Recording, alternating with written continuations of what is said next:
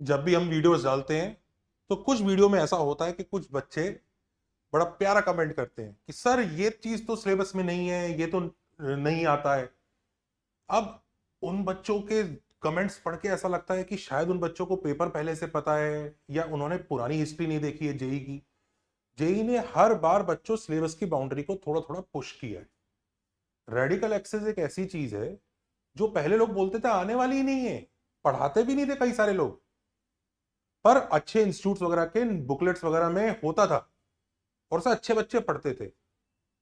2018 में JEE advance का PYQ आया जिसमें हम समझ सकते हैं उसमें रेडिकल एक्सेस का इस्तेमाल है और एक तरह से रेडिकल एक्सेस का वो तमाचा है उन सब के ऊपर जो ये सोचते हैं कि बस वो जो सिलेबस के 2 पेज के पीडीएफ पे लिखा है बस उतना ही आएगा। ऐसा नहीं है।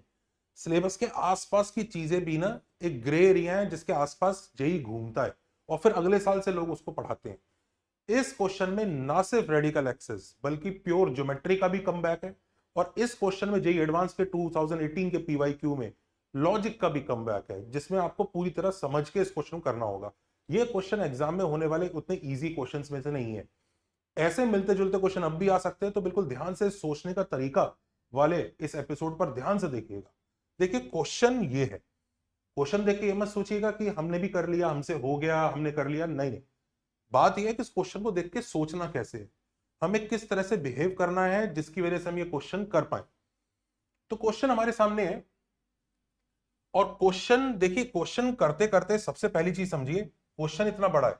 कई बच्चे क्या करते हैं पहले क्वेश्चन पूरा पढ़ते हैं। अब ऐसे क्वेश्चन पे इंफॉर्मेशन इतनी सारी होती है कि आप थोड़ी सी इंफॉर्मेशन पढ़ते हैं दूसरी वाली भूल जाते हैं। तो हमेशा ऐसे क्वेश्चंस में क्वेश्चन पढ़ते पढ़ते ही डायग्राम बनाओ। दैट इज द फर्स्ट सोचने का तरीका, thing that I can tell you, कि क्वेश्चन पढ़ो साथ में डायग्राम बनाओ। कि टी भी एक लाइन है जो इन दोनों पॉइंट से पास कर रही है। ये दोनों पॉइंट पी और क्यू गिवन है। F1 be the set of all pairs of circles S1 and S2 such that T is tangent to S1 at P and उस पर अच्छा वो टेंजेंट है इधर, तो ऐसे इधर उधर बड़े सारे सर्कल बन सकते हैं। लेकिन S1 और S2 touch each other at point M, तो एक पॉइंट M पे वो टच भी कर रहे हैं, तो इसका मतलब एक ही तरफ बनाना होगा इनको। तो ऐसा बनाया हमने, ये पॉइंट M है। अब बात क्या आती है, even be the set representing the locus of M as the pair varies। हाँ ऑफकोर्स ये पेयर वेरी होगा, ये बड़ा होगा, ये छोटा होगा। तो इवन बी द सेट, अब ध्यान दीजिए उसने सेट वर्ड यूज किया है। सेट वर्ड से जो फंडा है ना वो थोड़ा सा ट्रिकी होता है।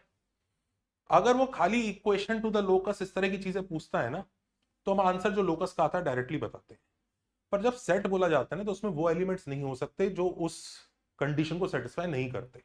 मान लीजिए लेट से पूरा सर्कल या पूरा एलिप्स या पूरा पैराबोला आंसर है आया हमारा इक्वेशन निकालते वक्त, पर उसका एक छोटा सा पोर्शन लेट से एक्चुअली एग्जिस्ट नहीं कर सकता, तो सेट में वो पोर्शन को रखना नहीं पड़ेगा, हम नहीं रख सकते।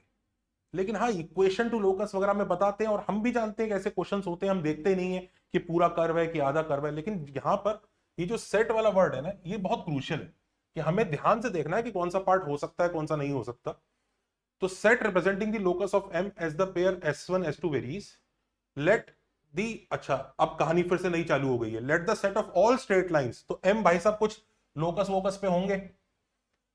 Let the set of all straight lines joining a pair of distinct points of E1, okay तो E1 के दो डिस्टिंक्ट पॉइंट्स होंगे, उनको ज्वाइन करती हुई लाइन है और वो R से पास कर रही है 1,1। मुझे नहीं पता 1,1 इसके अंदर है कि बाहर है, मैं बस ऐसी बना देता हूं, ये 1,1 से पास करती हुई लाइन है जो इसके distinct point, I call it A and B क्योंकि ए एंड बी शायद गिवन नहीं है कहीं भी, ठीक है, उसको कनेक्ट कर रहा है। E2 बी द सेट, अब ये भी सेट है, ये भी सेट है of mid points of the line segment in the set F2, okay यानी इसके मिड पॉइंट का लोकस के बारे में भी बात हो रही है, इसको N बोल देते हैं।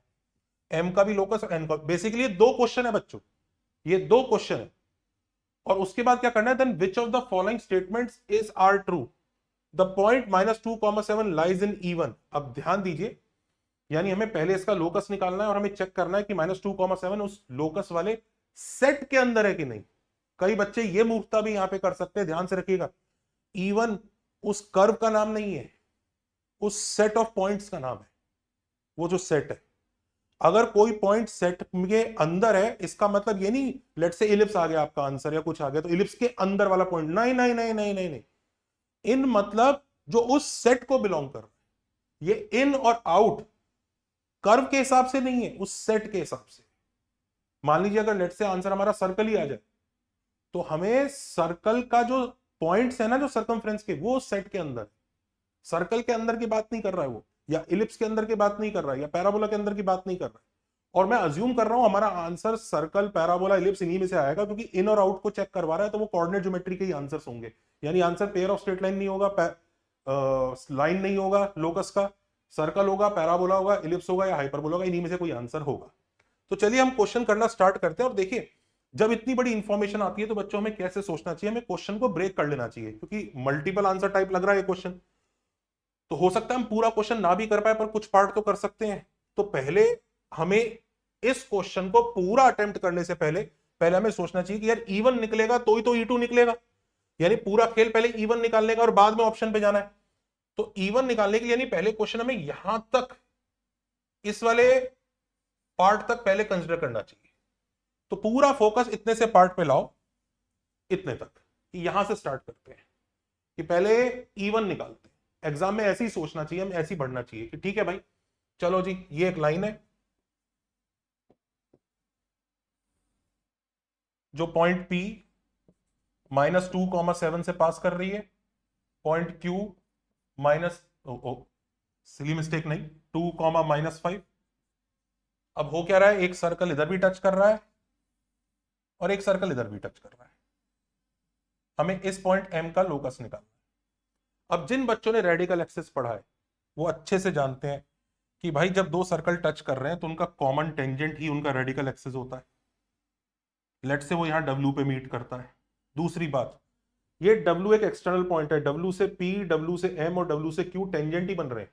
तो W वैसे भी PQ को बाइसेक्ट करेगा। याद रखिए, रेडिकल एक्सिस हमेशा DCT और TCT को बाइसेक्ट करती है, दैट्स अ प्रॉपर्टी। यहां पे भी देख सकते हैं आप, WP should be equal to WM should be equal to WQ।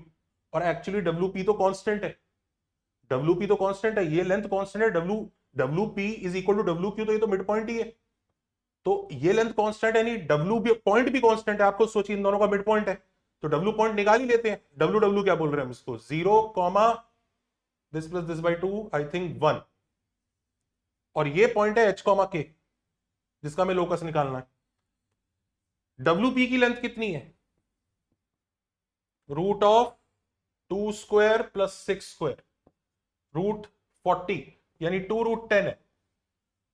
तो आई थिंक जो इक्वेशन टू द लोकस आएगा वो आराम से आ जाएगा M का, E2 का इक्वेशन टू द लोकस। ध्यान दीजिएगा, और मैं इक्वेशन टू द लोकस क्यों बोल रहा हूं, क्योंकि वो सेट नहीं है, क्योंकि यहां पर मुझे ऑलरेडी दिख गया है कि कुछ पॉइंट्स ऐसे होंगे जो उसमें नहीं होंगे। मैं उसके बारे में भी आपको एक्सप्लेन करता हूं। तो E2 की इक्वेशन सीधी आ जाएगी, H, K का डिस्टेंस यहां से यही आएगा 2√10। तो H, K की जगह डायरेक्ट x और y लिख देंगे, x - 0 का होल स्क्वायर, y - 1 का whole square is equal to 2√10 का होल स्क्वायर, 40। ये इक्वेशन, और सब समझ सकते हैं, ये एक सर्कल ही होगा जो यहां से पास करेगा, P से भी इधर से गुजरता हुआ जाएगा, ये सर्कल है। पर सवाल ये उठता है, क्या P पॉइंट होगा इस सर्कल पर।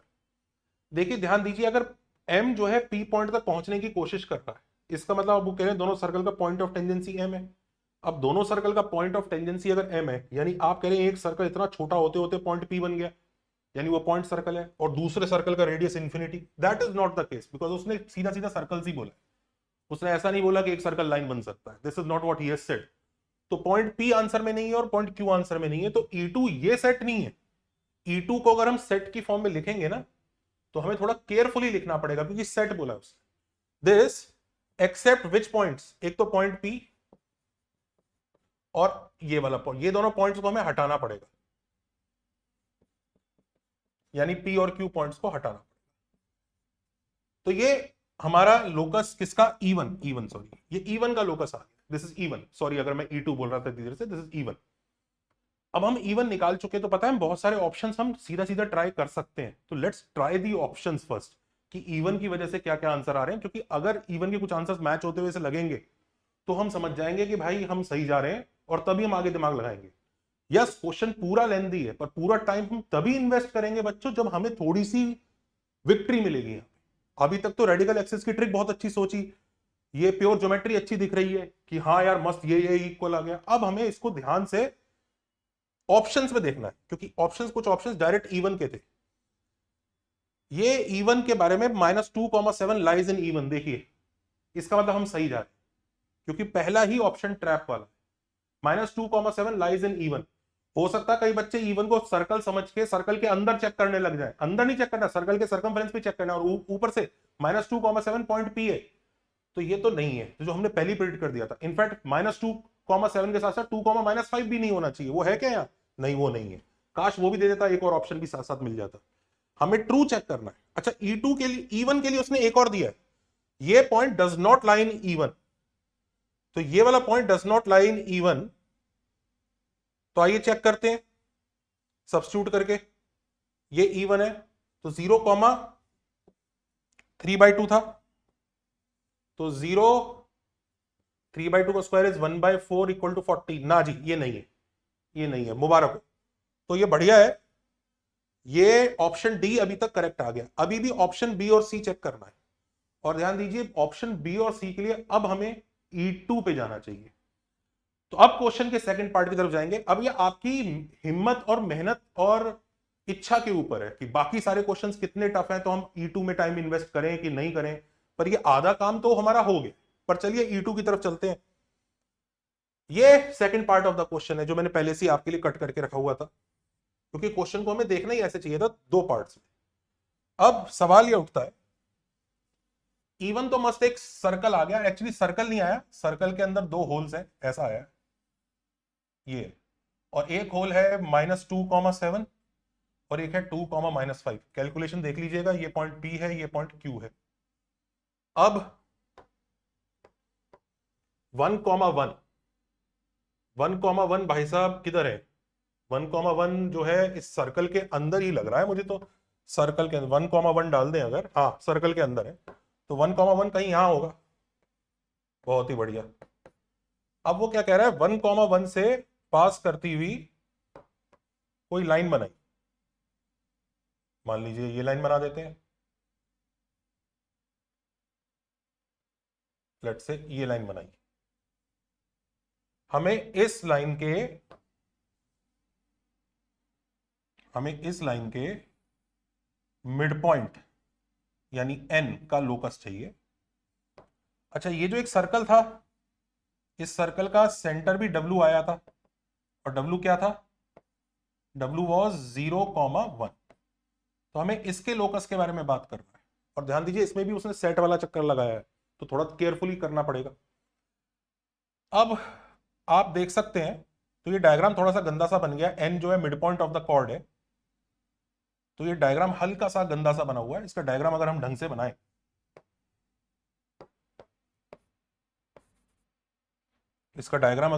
बनाएं, तो ये इस तरह की कहानी है।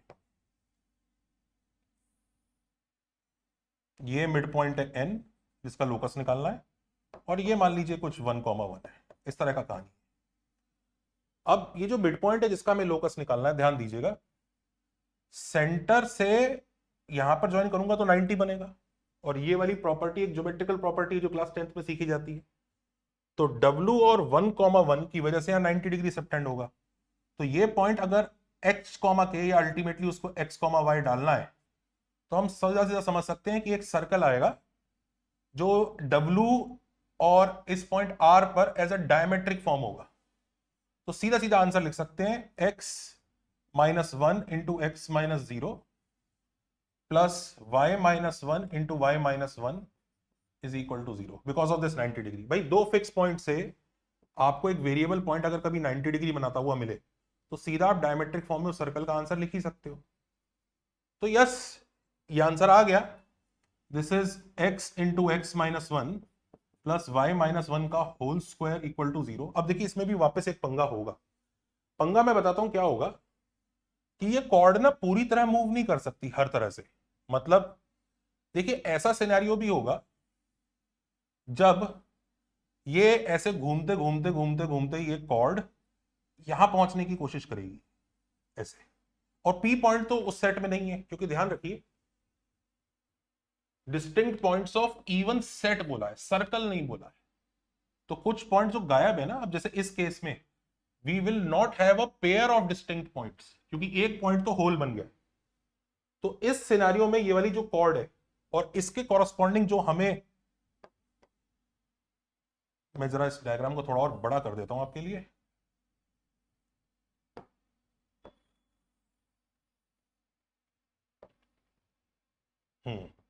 अब देखिए ये जो कॉर्ड है, इसका जो मिड पॉइंट होगा ये आंसर से हटेगा, क्योंकि ये वो कॉर्ड है जो इस सेट के लिए है ही नहीं, क्योंकि उसका एक एंड पॉइंट P है जो E1 में नहीं है। अब उसको कैसे निकालें?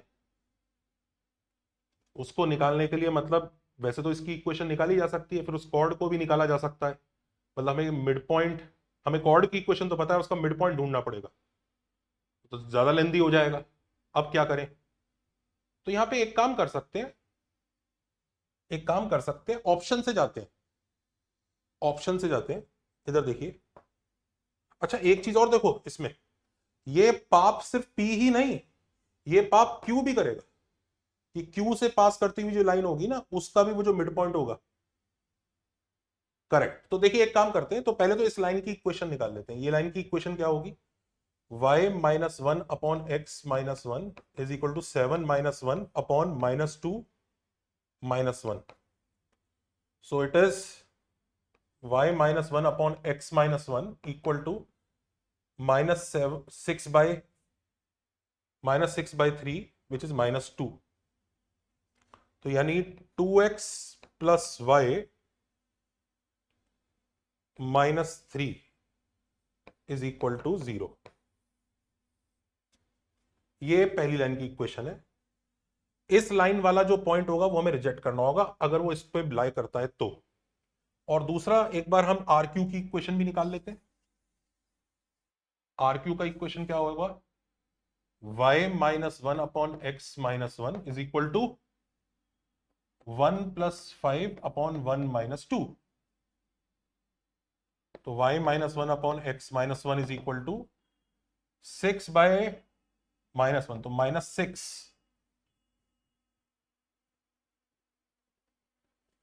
तो इक्वेशन आ रही है 6x plus y minus 7 is equal to 0। 6 to 12 minus, हाँ परफेक्ट, तो ये इक्वेशन आ रही है। तो अब सुनिए, कोई भी पॉइंट ऐसा हमारे आंसर में होगा, on that in that set होगा, जो इस पर होगा और इन दोनों पर नहीं होना चाहिए। तो चलिए ट्राई करते हैं। 4/5 कॉमा 7/5 को देखते हैं। 4/5 कॉमा 7/5, 4/5 कॉमा 7/5 यहां डालते हैं।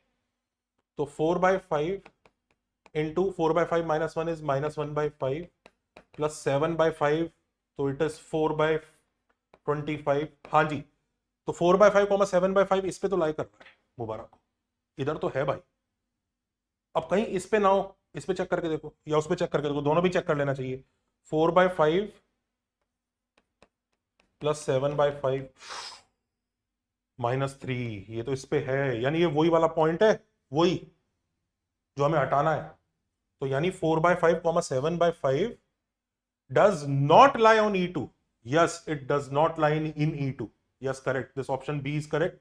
ऑप्शन डी हम लोग पहले मार्क कर ही चुके थे,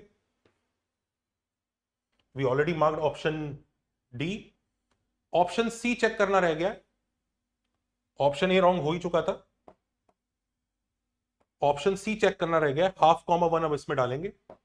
हाफ कॉमा वन देखिए इसको सेटिस्फाई कर रहा है, हाफ डालेंगे। Half into minus half plus one, वो तो खुद ही नहीं सेटिस्फाई कर रहा, यानी वो इसी पे ही नहीं है। इन दोनों पे होके भी क्या कर लेगा, कोई दिक्कत नहीं है। तो देख लें जरा ऑप्शन में नन लाइज इन दिया है, तो इसको तो मार्क नहीं करेंगे। तो आंसर इसका बी और डी मार्क हो। इस क्वेश्चन में क्या क्या लगा? ज्योमेट्री, रेडिकल एक्सेस लगी, उसके बाद प्रेजेंस ऑफ माइंड लगी, और क्वेश्चन को टैकल करने का तरीका लगा कि भाई पहले इतने पार्ट को कंसिडर करो, फिर इतने पार्ट को कंसिडर करो, फिर इतने पार्ट को कंसिडर करो। ये क्वेश्चन डेफिनेटली एग्जाम में पजल कर सकता है, इसलिए रैंकर बच्चे के लिए है। और ये अच्छा क्वेश्चन है। जिन बच्चों को ये वाला क्वेश्चन समझ में आया, वो बच्चे इसी का एक ऐसा वर्जन जो मोस्ट ऑफ द बुकलेट वगैरह में है, उसको ट्राई करें। आंसर हमारा बी और डी आ चुका है। उसको ट्राई करें, विच इज ये वाला क्वेश्चन कि भाई एक दो सर्कल है, 1, -2 और 3, -4 पे दोनों मिलते हैं और y एक्सिस को टच कर रहे हैं। हमें ए बी का लेंथ निकालना है। ए बी कौन से पॉइंट्स है जहां पर वो y एक्सिस को टच कर रहे हैं। ये सर्कल आपस में टच नहीं कर रहे, आपस में इंटरसेक्ट कर रहे हैं। कहां इंटरसेक्ट कर रहे हैं? 1, -2 और 3, -4 पे। तो ये जो ए बी है इसकी लेंथ निकालनी है। अपना आंसर कमेंट्स में बताइएगा और रेडिकल एक्सिस को थोड़ा सा पढ़ लीजिए, उसकी कुछ प्रॉपर्टीज अच्छी हैं, ध्यान रखिएगा। Take care, bye bye.